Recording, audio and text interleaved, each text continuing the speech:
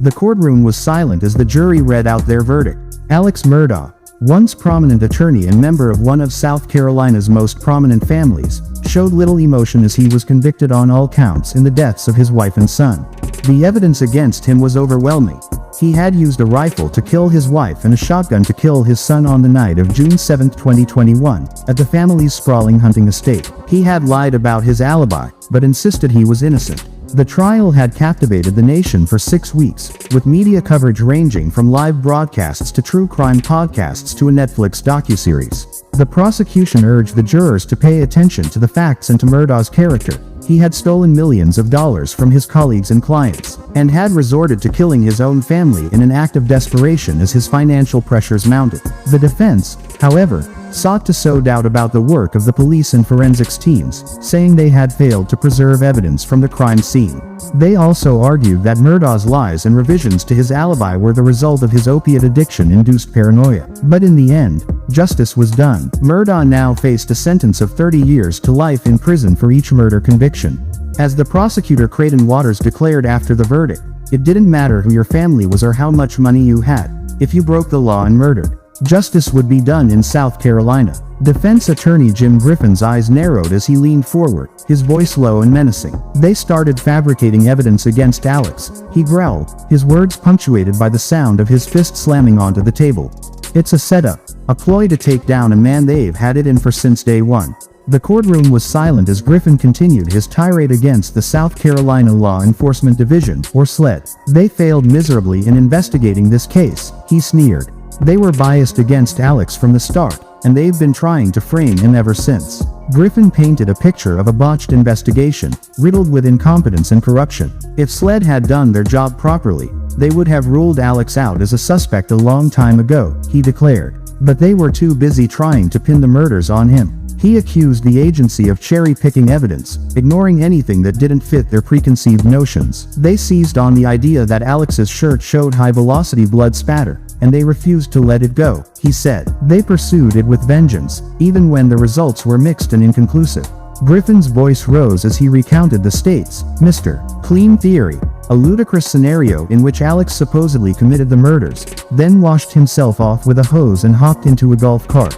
"But naked, I guess, to make his escape. It's laughable," he spat. "But they'll stop at nothing to make Alex pay." The defense attorney accused SLED of a laundry list of failures, from failing to test DNA samples from the victim's clothes to mishandling Maggie's phone. "They didn't secure it properly, so it kept pinging GPS locations and overwriting data from the night of the murders," he snarled. "It's a travesty." As for Alex's admitted lies, Griffin brushed them off as the actions of an addict. "That's what addicts do," he said dismissively.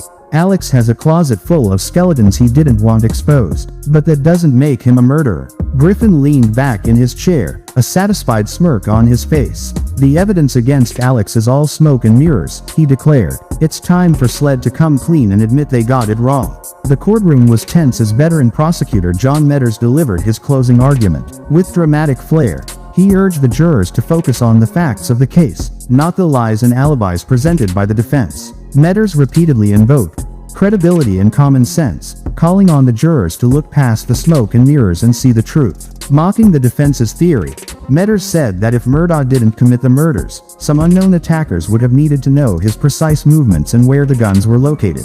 "Does that make any sense whatsoever?" he asked. Meadors reminded the jurors that South Carolina law doesn't require the state to prove premeditation or motive in a murder case. But he believed that the motive and other elements of the case against Murdaugh were proven. "Nobody else could have done it," he said firmly. Recalling testimony from a friend of Paul's, Meadors argued that the .300 blackout rifle used to kill Maggie had recently been at Moselle, and he called this proof powerful.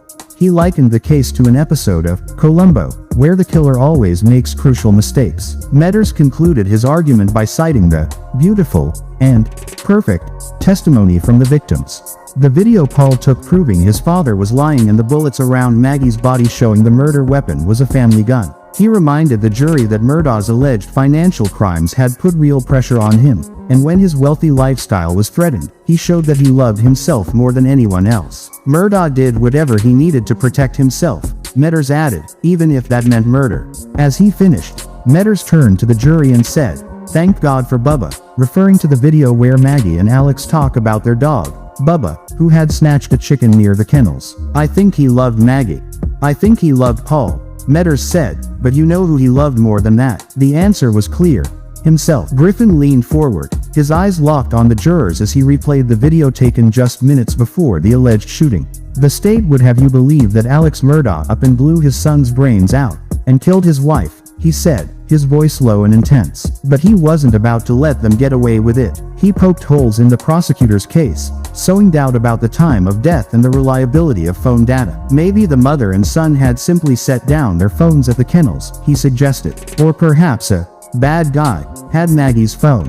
As for the accusations of financial misdeeds that arose in Murdaugh's law firm, Griffin insisted it was just another day in the frenetic life of Alex Murdaugh. And as for the pressure he was under, Murdaugh had taken steps to end his own life in September, but the stakes were high.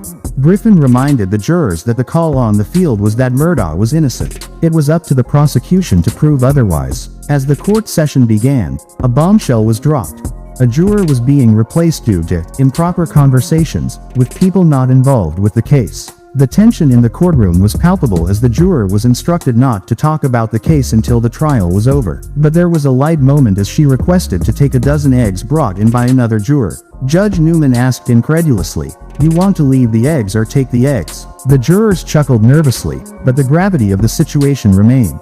The fate of Alex Murdaugh hung in the balance, and the defense was fighting tooth and nail to keep him from being convicted. The courtroom was tense as prosecutor Creighton Waters made his case against Murdaugh. He told the jurors that the witnesses who could have testified against the defendant were no longer with us, they had been murdered.